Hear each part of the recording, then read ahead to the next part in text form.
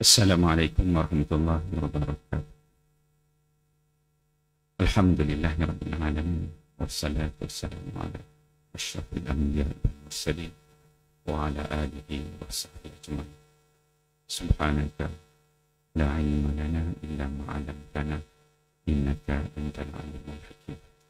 Wa la haula wa la quwwata illa billahil aliyyil azim.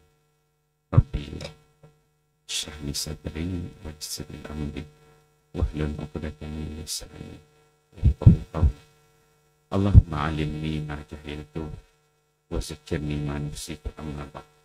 Yang dikasihi dan beriman, tuan-tuan Bilal, tuan-tuan siap pengusi masjid, ahli bahkan bahasa masjid, pada sertizah alim ulama, tuan-tuan guru, hadirin hadirat muslimin muslimin yang dikasihi Allah sekalian. Alhamdulillah, syukur kita pada Allah Subhanahu wa taala dengan limpah kurnia waktu yang Allah berikan kepada kita, dapat kita sama-sama hadir untuk solat subuh berjemaah di masjid ini, dan Allah memberikan sedikit kelapangan waktu kepada kita untuk duduk lepas subuh mendengar tazkirah kuliah subuh pada pagi ini. Moga-moga kita mendapat ilmu, mendapat berkaitan kepada Allah Subhanahu wa taala, dan Allah menilainya sebagai amal-amal yang soleh. Syukur kepada Allah kita berada di taman-taman syurga yang mana dijanjikan oleh Allah Subhanahu wa taala dengan keampunan, dengan keberkatan, dengan kebaikan di sisi Allah Subhanahu wa taala. Muslimin muslimat hadirin hadirat yang dirahmati sekalian. InsyaAllah pada pagi ini kita akan sambung pengajian kitab kita. Kita menggunakan kitab Tafsir Al-Munir. Tafsir Al-Munir juzuk amma yang dikaryakan oleh seorang ulama yang tersohor, iaitu Dr. Ibrahim As-Suhaimi. Nama besar yang tak perlu kita perkenalkan lagi, karya yang banyak dalam berbagai jenis ilmu. Yang mana kitab ini telah diterbitkan oleh Intel Multimedia Publication. Dan itulah kita terakhir di sini ialah pada 1 hari bulan 10 yang lalu. Lepas kita masih membicarakan tentang surah yang kedua, iaitu surah yang ketiga, iaitu surah Al-Baqarah. Kita dah membicarakan surah An-Naba itu tentang hari kebangkitan. An-Naba satu berita yang besar, kita tentang berlakunya kiamat, cerita tentang bagaimana orang musyrik tidak percaya tentang berlakunya kiamat, dan ingatan daripada Allah Subhanahu wa taala. Kemudian surah yang kedua, surah An-Nazi'at. An-Nazi'at membicarakan tentang malaikat-malaikat Allah yang diberikan tugasan yang tertentu. An-Nazi'at, malaikat yang mencabut nyawa dengan keras. Diceritakan ada berkaitan dengan surah yang pertama, An-Naba. Semuanya menceritakan tentang akhirat, tentang kehidupan di akhirat, bagaimana hisab Allah, kemudian peranan yang dimainkan oleh malaikat-malaikat yang Allah Subhanahu wa taala cipta dan utuskan. Khususnya kita berada pada surah yang ketiga, iaitu surah Al-Baqarah. Dan kuliah kita yang lalu kita telah ambil sedikit mukadimah kepada surah Al-Baqarah. Dan surah Al-Baqarah ni ulama letakkan dengan 4 tema. Tema yang pertama ialah kesamarataan dalam Islam.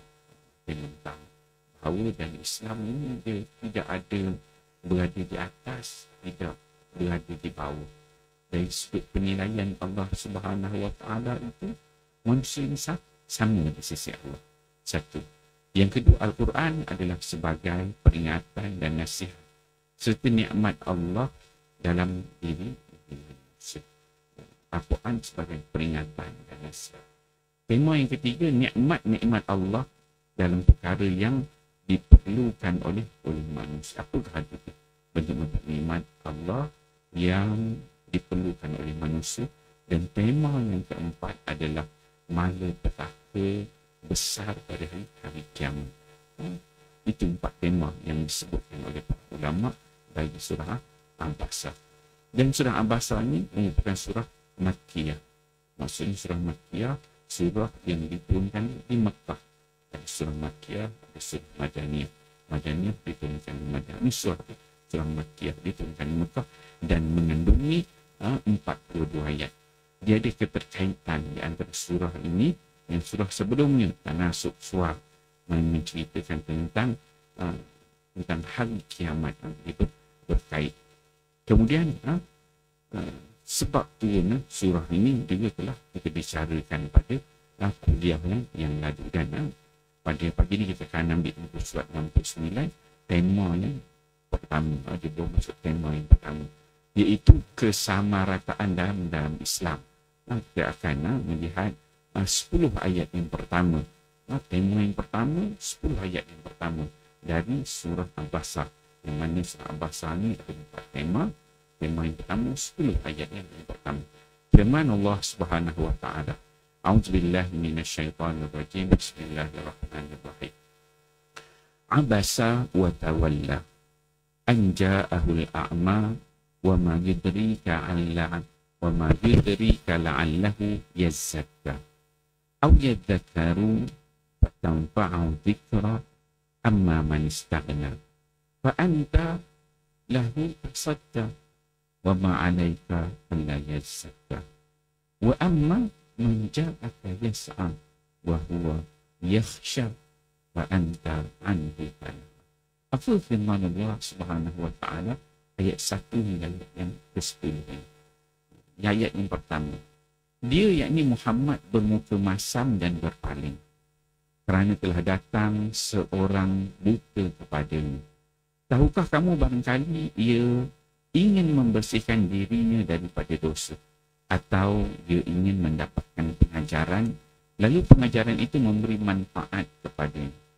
Adapun orang yang merasa dirinya serba cukup, maka kamu melayaninya, padahal kamu tidak dicela kalau dia tidak membersihkan diri, yakni beriman. Dan adapun orang yang datang menemui kamu dengan bersungguh-sungguh, yakni untuk mendapatkan pengajaran, sedang ia takut kepada Allah, maka kamu mengabaikan. Ini kita ceritakan lalu bagaimana sebab nuzul, sebab turunnya surah ini. Para ulama mengaitkan dengan kisah Abdullah bin Maktum yang dia seorang yang buta, datang jumpa Nabi SAW nak mendengar peringatan, nak dapatkan kefahaman tentang Islam, nak jadi orang beriman bertakwa. Sedangkan pada ketika itu Nabi SAW sedang entertain, sedang melayan pembesar musyrikin Mekah yang datang kepada Nabi. Jadi Abdullah bin Maktum datang ke Nabi, tanya itu begini, Nabi kurang selesa.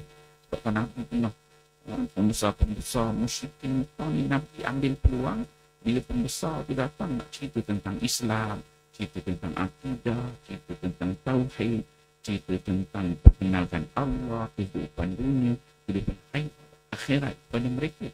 Musyrikin Mekah besar pada ketika itu, yang mana mengikut perkiraan Nabi SAW, kalaulah andai kata mereka ini pembesar musyrikin dapat menerima dakwah Nabi, pasti pada kebiasaannya mereka ini akan pulang dan mengislamkan di suku kaum mereka. Jadi ini peluang yang cukup besar yang diambil oleh Nabi untuk berdakwah. Tiba-tiba datang seorang sahabat, Abdullah bin Maktum, datang untuk tanya Nabi begini, tanya pada Nabi Nabi duk sibuk layan pembesar. Maka pada ketika itu disebutkan Abasa wa tawalla. Nabi biasa terganggu dan Nabi berpaling muka. Dan direkodkan dalam surah ini. Kita tengok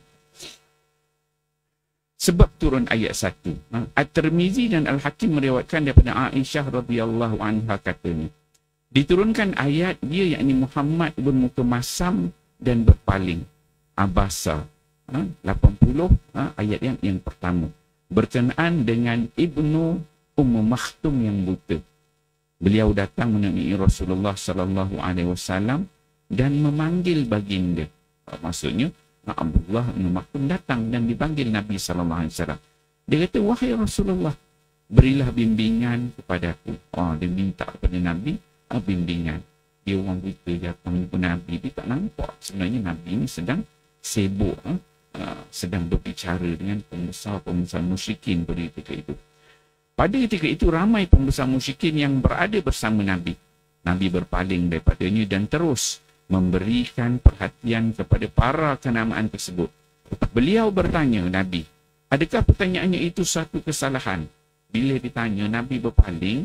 Jadi Abdullah bin Maktum dia rasa macam, silap tanya ke kat Nabi ni? Dia kata, adakah pertanyaan itu satu kesalahan? Nabi menjawab tidak.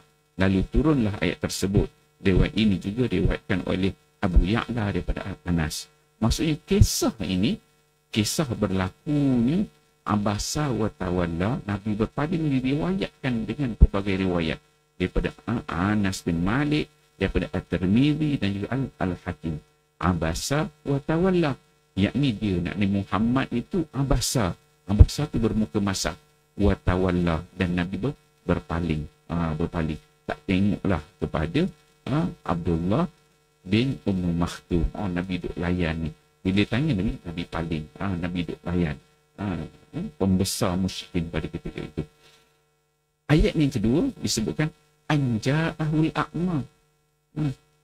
Kerana telah datang seorang buta kepada anja'ahul a'ma.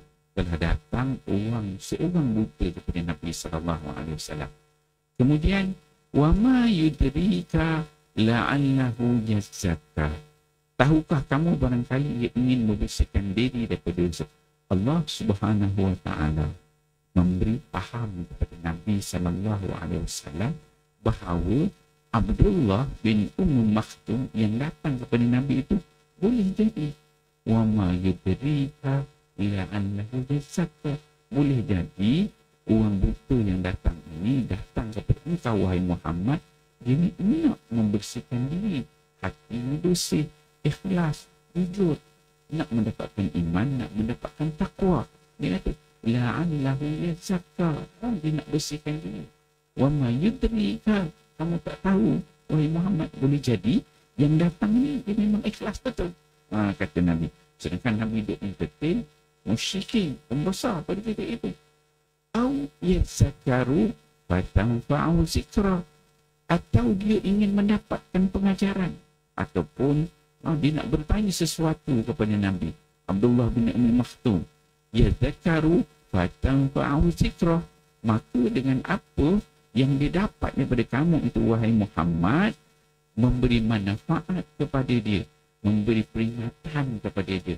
Mungkin boleh jadi pertama dia nak bersihkan diri dia, mungkin kedua dia nak ambil pengajaran yang mana pun itu sangat bermanfaat untuk dia. Kata Allah Subhanahu wa taala, yang mana kedua-dua perkara ini tidak diketahui oleh Nabi sallallahu alaihi wasallam. Kerana apa? Kerana ia itu perkara yang gaib. Hanya Allah yang tahu isi hati Abdullah bin Maktum. Begitu juga Allah juga yang mengetahui isi hati musyrikin Mekah pada ketika itu. Kemudian Allah Subhanahu wa taala menukilkan dalam ayat yang kelima, amma man istaghna. Amma man istaghna. Adapun orang yang merasa dirinya serba cukup. Sampai ayat 4 tu Allah sebut bagaimana cerita Nabi berpaling. Kemudian Allah menceritakan gambaran siapakah itu Abdullah bin Maktum, bagaimana dirinya, bagaimana perasaannya datang menjumpa Nabi. Seperti 4. Dan Allah seolah memberikan satu peringatan kepada Nabi suasana tersebut. Kemudian bermula daripada ayat 5 ni, Allah memberikan gambaran bagaimana pula golongan musyrikin. Allah sebut amma man istaghna, adapun orang yang merasa dirinya serba cukup. Siapa dia? Itu orang musyrikin Mekah, pengusaha Mekah. Amma man istaghna, orang musyrikin Mekah ni dia rasa hebat, besar datang jumpa Nabi. Dia rasa serba istaghna, serba hebat, serba cukup, serba kaya. serba berpangkat, orang bangsawan, diri ni rasa besar diri, bangga diri. Fa'anta lahu tasadda. Sedangkan mereka orang-orang begini yang Allah sebut, kamu layan. Kamu layan, kamu melayani mereka, pembesar itu. Wa ma alaika alla yazakka. Dalam maksud kita, bila Allah sebutkan gini, wa ma alaika alla yazakka. Padahal kamu tidak dicela kalau dia tidak membersihkan diri, ini beriman. Tadi Abdullah bin Ummi Maktum datang dengan hati yang sangat nak beriman, nak dapatkan pengajaran, nak bersihkan diri. Tetapi yang datang musyrikin Mekah ni yang tanya kepada Nabi SAW, wa ma alaika alla yazakka. Padahal kamu tidak dicela kalau mereka itu tidak membersihkan diri. Yakni musyrikin Mekah sekadar datang nak tanya gitu je. Bukan nak beriman pada Nabi pun. Sekadar tanya gitu. Tanya gitu, nak ambil tahu je. Wa amma man ja'aka yas'al. Dan ada pun orang yang datang menemui kamu dengan bersungguh-sungguh untuk mendapatkan pengajaran, wa huwa yakhsha. Itu sampai ayat 7. Bermula ayat 8 tu, Allah Ta'ala balas balik. Yang tadi musyrikin datang tadi, sampai tanya macam, musyrikin besar diri, rasa hebat, rasa bangga. Yang itu yang beri kamu layan, wahai Muhammad. Dan mereka ni tak semestinya mereka tu beriman. Tak semestinya mereka tu nak ikut dakwah yang kau bawa. Wa ma alaika alla yazakka. Dan engkau ni wahai Muhammad, kata Allah, hanyalah memberi peringatan. Wa ma alaika. Kau tak ada kuasa wahai Muhammad untuk beri petunjuk, untuk beri hidayah pada mereka. Wa ma alaika alla yazakka. Kau beri peringatan dia. Dan mereka mungkin tak nak beriman. Sedangkan ada tadi orang yang dia bertanya kau, dia nak beriman. Satu bentuk yang Allah Subhanahu Wa Taala berikan tempat kepada Nabi supaya Nabi ini tidak membezakan dalam dakwahnya. Ini merupakan orang bangsawan, ini merupakan orang kampung, orang biasa. Maka tema yang pertama yang diletakkan oleh ulama adalah kesamarataan dalam Islam. Dalam dakwah Nabi itu, Nabi tak boleh bezakan. Bila orang tu hebat, bila orang tu ada kedudukan, maka diangkat, diletakkan depan dengan kedudukan yang lebih berbeza dengan orang biasa. So nampak sama rata dakwah Nabi untuk orang kaya, untuk orang miskin, untuk orang berada ataupun orang susah. Kemudian Allah sambung lagi ayat yang ke-8, wa amma man ja'aka yas'a. Allah kata, dan ada pun orang yang datang kepada engkau itu dengan bersungguh-sungguh. Datang, maksudnya Abdullah bin Ummi Maktum datang jumpa Nabi, dia bersungguh-sungguh nak dapatkan hidayah, nak dapatkan petunjuk, nak faham tentang Islam. Wa huwa yakhsha. Allah Subhanahu Wa Taala tadi ayat yang ketiga dia Allah kata, wa ma yudrika la'allahu yazakka. Allah Ta'ala sebut, kamu tak tahu. Wa ma yudri, kamu tak tahu. La'allahu, entah, kata Allah. Dan entah, yazakka. Ni, Abdullah bin Ummi Maktum ni datang, dia ni dengan nak membersihkan hati. Allah sebut dengan kata la'alla. Entah. Moga-moga dia tu yazakka, nak macam ni. Tapi bila Allah komen lagi ceritakan tempat dengan sifat musyrikin Mekah, kemudian Allah balas mula, baru Allah ceritakan bagaimana yang Abdullah bin Ummi Maktum itu datang, ja'aka yas'a. Datangnya Abdullah bin Ummi Maktum itu Allah ceritakan dalaman ja'aka yas'a. Dia datang dengan bersungguh-sungguh sebenarnya. Wa huwa yakhsha. Allah sebut Abdullah bin Ummi Maktum, dia sangat takut kepada Allah. Ceritakan itu sebenarnya yang ada Nabi, yang mana Muhammad tak tahu. Muhammad tak tahu adakah Abdullah bin Maktum ini ataupun musyrikin Mekah tu yang mana yang nak terima Islam, tapi tidaklah menjadi kesalahan daripada Nabi, sebab Nabi hanyalah menyampaikan hidayah tu daripada Allah. Berarti Allah ceritakan sebenarnya dalamannya bagaimana supaya Nabi ini dalam dakwahnya meletakkan kesamarataan dalam apa yang disampaikan. Jangan dibeza-bezakan. Maka wahwa yakhsha, kata Allah, dan dia itu Abdullah bin Maktum sangat takut kepada Allah. Fa anta anhu balagha, sedangkan engkau wahai Muhammad telah menyampaikan Abdullah bin Maktum. Itu sekali lalu 10 ayat yang pertama daripada surah Abbasah. Kita tengok tafsir dan ulasan yang tidak oleh pengarang. Kata pengarang, firman Allah bermaksud dia yakni Muhammad bermuka masam dan berpaling kerana telah datang seorang buta kepadanya. Nabi menunjukkan muka masam dan berpaling kerana orang buta itu datang dan mengganggu percakapan Nabi. Beliau ialah Ibnu Ummi Maktum.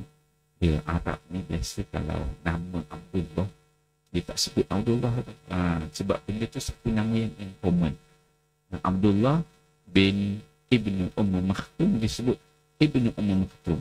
Macam Abdullah bin Umar disebut Ibnu Umar. Abdullah namanya Abdullah bin Umar, Ibnu Umar tu. Ataupun Abdullah bin Abbas disebut Ibnu Abbas. Jadi tuan-tuan kalau baca-baca kitab ataupun terbaca tulis Ibnu Abbas, Ibnu Umar, maka nama dia adalah Abdullah. Itu benda common dalam penulisan dan difahami sedemikian. Okay. Nabi tidak suka Ibnu Maktum memotong percakapannya, lalu baginda berpaling. Kemudian turunlah ayat ini.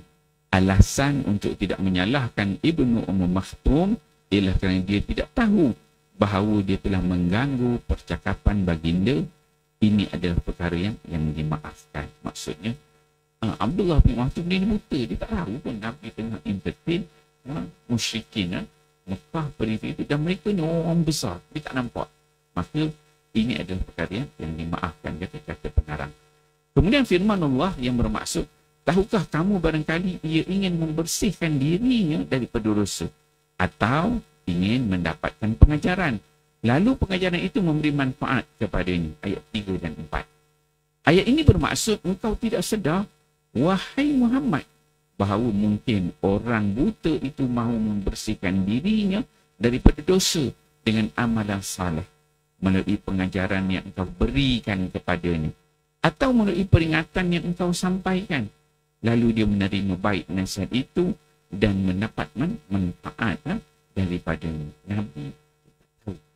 Sebenarnya apa yang ada dalam diri Abdullah bin Maktum. Ini menunjukkan bahawa golongan yang tidak buta, yang cuba diberikan peringatan dan pengajaran, tidaklah besar sangat harapan untuk mereka mendapatkan hidayah itu. Ini juga menunjukkan bahawa Ibnu Maktum pula telah mendapat sanjungan dan pujian daripada Allah Subhanahu wa Ta'ala. Ini besar maksudnya. Wa ma 'alaika alla yazzaka. Engkau wahai Muhammad beri peringatan. Tidak boleh nak beri hidayah, tak boleh nak beri petunjuk. Kita lah tuan-tuan dan kehidupan kita pada hari ini, ada isteri, anak, suami, adik-beradik, kawan, jiran, kan? Kita tak boleh nak beri hidayah kepada mereka.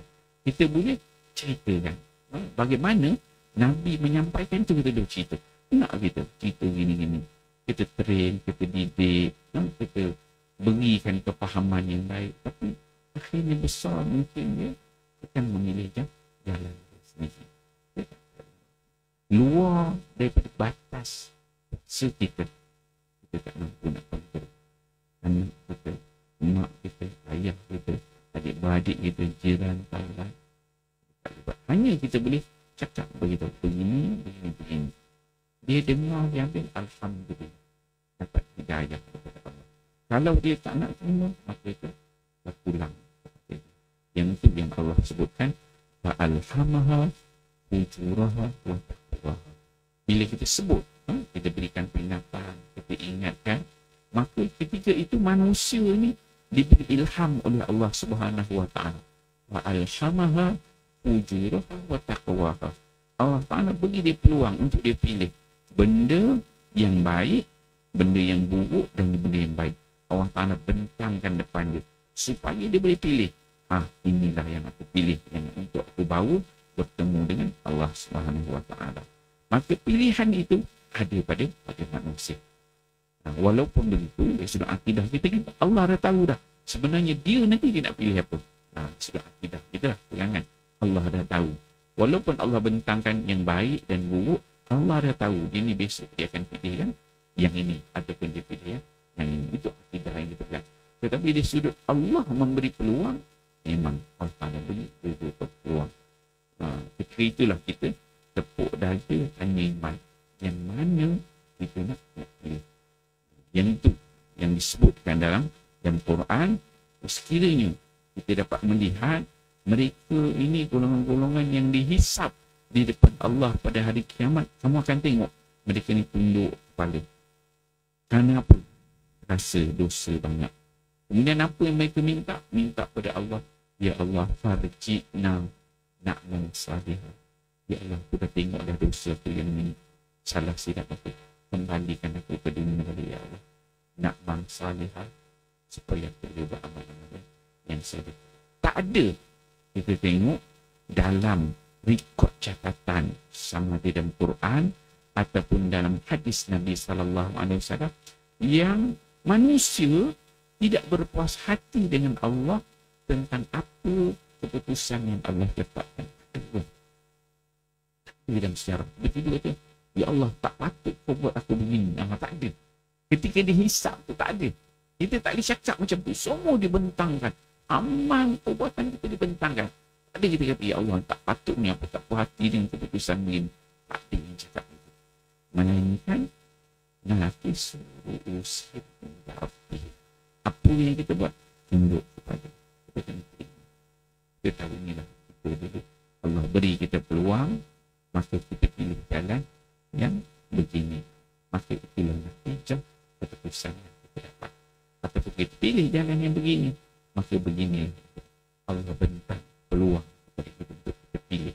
Adilnya Allah Subhanahu wa taala kepada kita semua, Allah beri kita peluang untuk pilih, untuk jadi baik ataupun untuk jadi buruk. Dan kita, bila kita pilih itu, pilih yang menentukan hati, iman, nafsu kita bagaimana. Allah beri kita akal supaya kita dapat fitrah, menggunakan fitrah akal itu memilih yang baik. Kalau kita salah pilih, dia akan jadi yang baik. Dan fitrah ciptaan manusia itu satu benda yang baik. Tapi bila kita pilih benda yang buruk, kita dah keluar dari fitrah Allah Subhanahu wa taala. Dan ketika mana dihisap daripada Allah, tak ada lain. Farji'na, ya Allah, bukan na'mal salihah. Mengharapkan untuk buat amal-amal salih balik. Kalau boleh kita macam hidayah itu bukan milik Nabi, bukan milik kita. Hidayah ini milik Allah Subhanahu wa taala. Nabi hebat macam mana pun, doa bagaimanapun hebat, doa sampai peringkat dia doa bersungguh-sungguh, kalau doa 100 kali pun, tapi Allah tidak mengizinkan pak saudara dia Abu Talib untuk beriman. Allah uji. Setiap Nabi ni ada ujian-ujian besar pada dia. Ada Nabi yang diuji dengan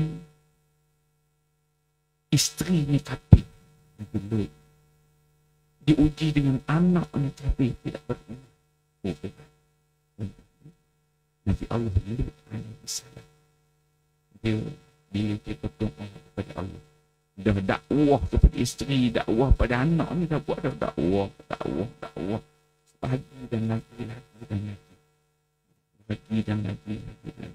Sampai satu peringkat dia dah rasa macam Allah. Kita ni bila kita buat sesuatu, saya tidak, ya Allah, akulah kita tak buat ni. Kita nakkan anak, isteri kita ni beriman, jadi orang baik, jadi orang bertakwa, jadi orang yang taat kepada perintah Allah. Nabi Nuh alaihissalam dia kata, qala rabbi inna ibni min ahli. Nabi Nuh dia cakap, dia mengadu kepada Allah, inna ibni min ahli. Dalam doa Nabi Nuh dia mengadu kepada Allah. Dia kata, ya Allah, anak aku ini daripada zuriat aku. Inna ibni min ahli. Ya Allah, aku ada Islam kepada anak ini dari keluarga aku. Inna wa'adakal haq. Sedangkan ya Allah, ketentuan engkau itu, apa yang kau janjikan itu, takdir engkau itu adalah benar. Nabi Nuh, dia faham takdir Allah tidak ada satu ketentuan. Wa inna wa'adakal haq. Tapi kau tentukan itu benda yang dah betul. Wa anta ahkamul hakimin. Ya Allah, engkaulah hakim yang paling baik. Ahkamul hakim, yang hakim yang paling bagus apabila dia menghukum sesuatu. Dia Nabi Nuh, dia tak minta dah. Dia sampai peringkat dia tak minta kepada Allah supaya isteri dan anak dia beriman. Sebab tu dia buat kali lagi dan lagi. Tahu dia tak jalan gitu. Dia kata, Rabbi inna ibni Allah. Ini pasti tapi janji itu benar. Dan anta ahkamul hakimin, sebaik-baik pemberiku. Apa yang terjadi? Allah Ta'ala kata, Qala ya Nuh, innahu laysa, sungguhnya apa yang engkau sebut itu, laysa, bukan daripada ahli keluarga engkau. Qala ya Nuh, innahu laysa, qala ya Nuh, innahu laysa. Allah Ta'ala sebutkan belakang nama atas tu, wa anta hamid. Qala ya Nuh, innahu laysa ini. Allah sebutkan ayat itu surah Hud itu sebelah atas tu Allah sebut, kamu jangan minta pada aku, kata Allah SWT, ma laysa laka bihi ilm. Kamu jangan minta pada aku yang mana kamu tak tahu apa yang telah aku tetapkan. Allah sebut, kamu jangan minta daripada aku sesuatu yang kamu tak tahu yang aku dah tetapkan. Dan akhirnya Nabi Allah Nuh alaihissalam diminta ampun kepada Allah. Ya Allah, minta ampun kepada Allah tentang dia tak tahu apa takdir yang telah ditetapkan oleh Allah SWT. Sampai puncak itu Nabi diuji. Nabi Muhammad tak sedang dia. So setiap orang itu ada ujian masing-masing. Itulah kita tambah. Dan ke depan kan kita diuji. Diuji dengan anak, dengan isteri, diuji dengan keluarga, adik-beradik dan sebagainya. Diuji dengan kesihatan, diuji dengan kedudukan, diuji dengan pangkat. Semua itu merupakan ujian daripada Allah Subhanahu wa Ta'ala. Okey. Kemudian ini menunjukkan bahawa golongan yang tidak buta, yang cuba diberikan peringatan dan pengajaran tidaklah besar sangat harapan untuk mereka mendapati hidayah itu. Ini juga menunjukkan bahawa Ibnu Maktum pula telah mendapat sanjungan dan pujian daripada Allah. Tindakan Nabi ini dikira sebagai melakukan satu langkah berwaspada untuk merebut peluang dan kesempatan dengan meninggalkan langkah yang lebih utama. Sebab apa? Nabi SAW dia pada fikiran Nabi, dia masa inilah peluang waktu dan ketika apabila musyrikin Mekah pembesar bangsawan-bangsawan ni, kutu-kutu suku ni datang nak tanya pada Nabi tentang Islam. Ini peluang lah dakwah. Bagi tahu dakwah. Moga-moga dengan harapan Nabi mereka akan beriman. Tapi itu tanggapan Nabi. Tapi sebenarnya apa yang ada dalam hati para pembesar itu Allah Subhanahu Wa Taala yang tahu yang sebenarnya. Ia tidak pula bercanggah dengan sifat maksum tu kenabian. Kata pengarang, sebab itu ia bukan satu kesalahan. Apa yang Nabi buat, yang Nabi entertain musyrikin Mekah ni, dia bukan satu kesalahan. Kata pengarang, dia kata sebab ia merupakan sifat manusiawi yang biasa. Lahir daripada sifat naluri, semua jadi manusia, seperti sifat redha, marah, ketawa, menangis, di mana syariah menganggap ianya di luar dua batasan. Perhitungan tanggungjawab, yang ini takdir. Yang ini Nabi SAW dia buat tu berdasarkan apa yang ada depan Nabi, apa yang Nabi dapat faham, apa yang Nabi nampak. Maksudnya Nabi ni dia tak kasyaf benda macam tu. Tak adalah terbuka, dia nampak hati datang. Musyrikin Mekah ni hati orang nak beriman, ni hati orang tak. Allah tak beri dia wahyu sedemikian. Ada waktu dan ketikanya Nabi memang dia datangkan dengan wahyu. Jibril bagi tahu ni orang ni begini. Maka Nabi tahu. Nabi yang dikatakan sebagai utusan Allah yang banyak kelebihan tu, Nabi dia tak kasyaf. Nabi ni dia manusia. Wa ma Muhammadun illa rasul. Muhammad ni hanyalah utusan biasa. Seperti manusia biasa. Tetapi dia ni diberi wahyu. Ada waktu ketika Nabi dia dapat wahyu, dia memang tahu. Oh ni begini.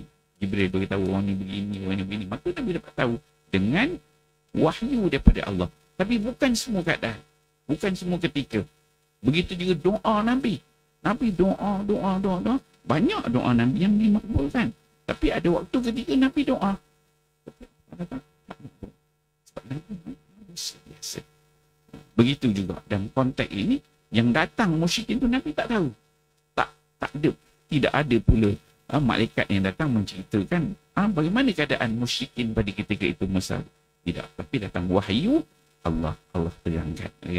Maka Nabi ambil keputusan untuk entertain tu bukan jadi satu kesalahan. Sebab manusia biasa, kita akan jadi ruang dan peluang untuk berdakwah, dan terutama yang paling penting ialah pembesar-pembesar. Kalau kita tengok dalam sejarah, apabila Islam datang ke tanah Melayu, tempat kita ni, apa yang dibuat oleh pendakwah-pendakwah tu? Dia tangkap siapa? Dia tak pergi dakwah tu yang masuk kampung. Dia tangkap siapa? Dia tangkap sultan. Dia tangkap raja-raja. Pembesar-pembesar. Mereka berdakwah, dia tangkap yang besar ni. Sebab apa? Dia dah tahu, dia dapat tangkap raja. Raja ni kalau dapat dakwah beriman, maka seluruh rakyat dia akan ikut keimanan pada raja mereka. So, sahananya memang begitu. Nature manusia sedemikian. Kalau kita pergi satu-satu keluarga, siapa kita akan jumpa? Kita akan jumpa ketua keluarga itu, bapa dia kan. Macam orang nak pergi pinang anak, dia tak kena pergi anak dia terus. Maka dia pergi jumpa bapa dulu. Bincang bapa dia, arahan tu. Semua yang bawah isteri, anak-anak tu semua ikut. Itu nature begitu. Dan itulah yang dibuat oleh Nabi SAW. Okey.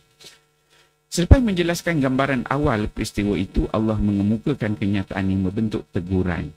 Teguran secara langsung dengan firman. Allah tegur Nabi SAW. Dalam konteks apa? Dalam konteks dakwah Nabi itu supaya dia sama rata. Apa? Firman Allah yang bermaksud, adapun orang-orang yang merasa dirinya serba cukup, maka kamu melayaninya. Ayat ini bermaksud adapun golongan yang merasakan diri mereka serba cukup dengan kekayaan dan kekuatan, engkau wahai Muhammad berikan perhatian. Sedangkan mereka menunjukkan sikap penolakan terhadap pengajaran yang engkau bawa. Nabi, bila Nabi cakap tu, Nabi nampaklah riak muka pembesar ni.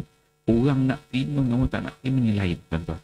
Cara dia tengok, cara dia jawab, body language dia, eye contact dia, nampak. Kita macam cakap dengan anak, cakap dengan isteri, dengan suami, cakap dengan kawan, eye contact dia kita dah nampak dia suka dia tak suka. Body language dia kita dah tahu dia ni suka dia tak suka dengan apa yang kita sampaikan. Dan Nabi dia tahu, dia nampak apa yang disampaikan, sedangkan mereka menunjukkan sikap penolakan terhadap pengajaran yang kau berikan. Sedangkan Abdullah bin Umar tu, ya Allah ya Tuhan, huwa yakhsha, orang yang sangat-sangat nakkan ilmu daripada Nabi sallallahu alaihi wasallam.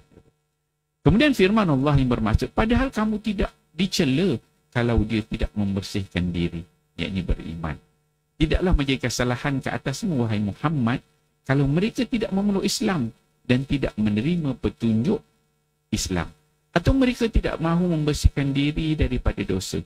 Sesungguhnya engkau hanya diperintahkan supaya menyampaikan ajaran, maka janganlah engkau terlalu mengambil kira tentang kedudukan golongan kafir seperti itu. Kata pengarang, walaupun nampak orang kafir itu kedudukannya besar, jangan kamu tertipu dengan kedudukan dia, dengan suasana dia, dengan kehebatan dia. Jadi kamu, wahai Muhammad, kena letak mereka ini pada kesamarataan dalam dakwah kamu.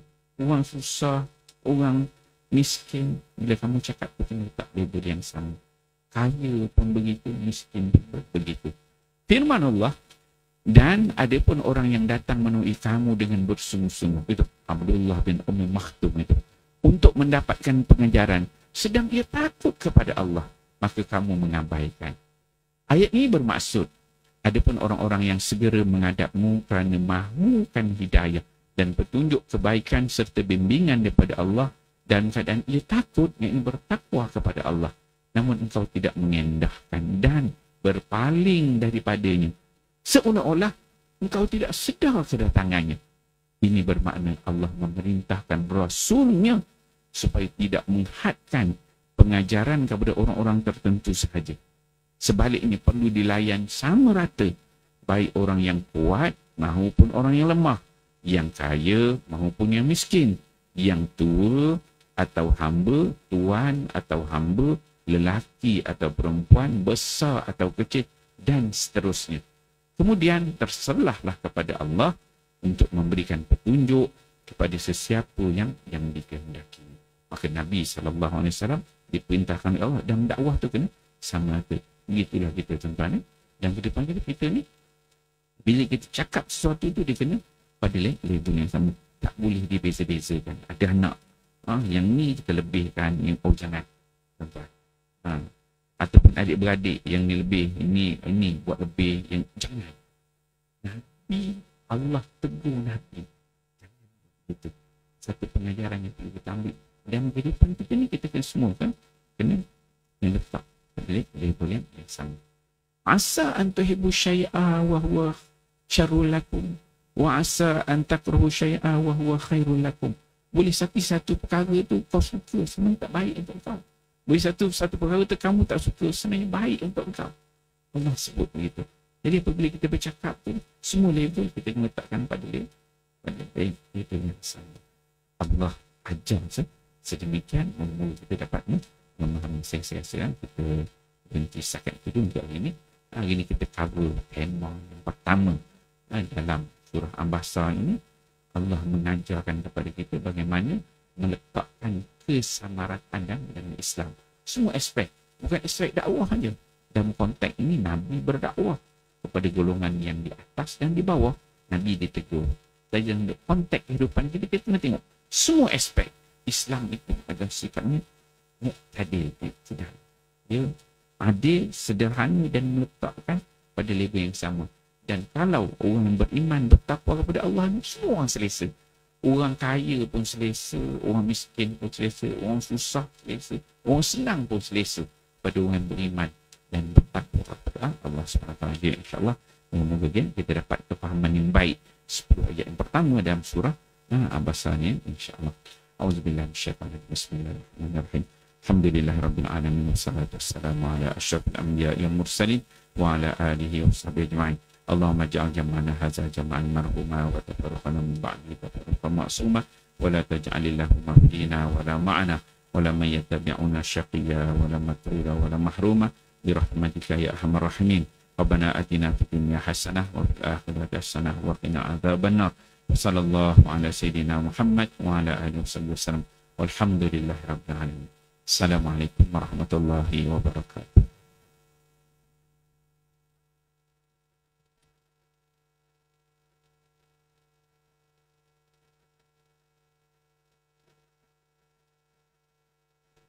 kasih banyak diucapkan kepada jazakumullah khairan kasiran diucapkan pada ceramah kita. Seterusnya dijemput tuan-tuan, perempuan untuk ke anjung masjid kita. Belah kanan saya ada disediakan sedikit sarapan, insya-Allah. Jemput semua.